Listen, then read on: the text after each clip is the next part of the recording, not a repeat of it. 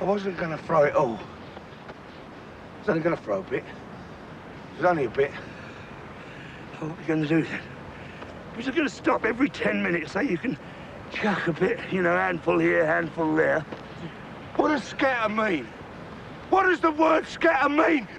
I do mosaic in films a few times, but I like the structure because it's, apart from the fact that that's how memory works, it's also how you tell a story. When you tell a story, you might be telling an event that happened yesterday, but you throw light on that event midway through the story by saying, well, that's because you remember he used to drink like that when he was this, and then, of course, he'd go to the races and do that, and then you remember that time he did this, well, that's why he did that now. And you've gone through, just in that, you've gone through 4 time zones, excepting you haven't. You're really telling a present tense story. Beautiful.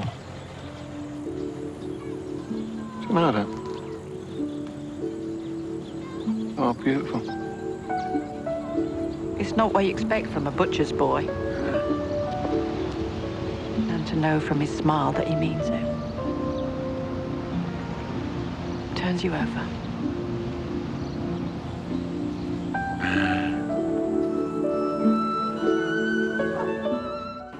They're so much a part of my history, all of those people.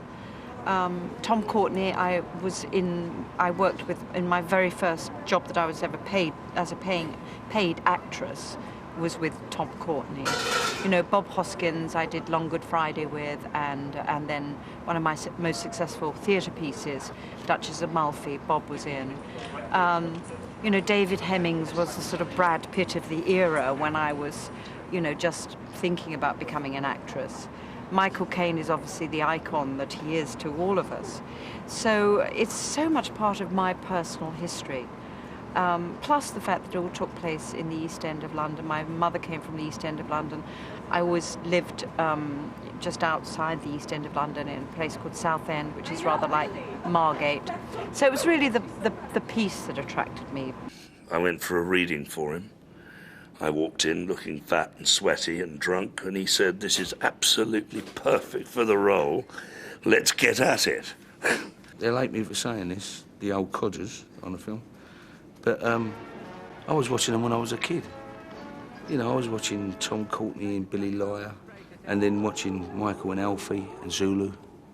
You know, he was probably the first one of our kind to actually make a breakthrough and give people like me a chance, you know. And David Hemmings in Blow Up, you know, the 60s films, you know, a bit hip. You know, lovely old David. And then Bob come later with Long Good Friday.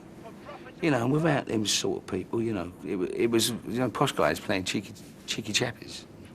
You know, we were good, but they weren't us, you know, coming through there. And we've kind of been accepted into the arts, and it's lovely.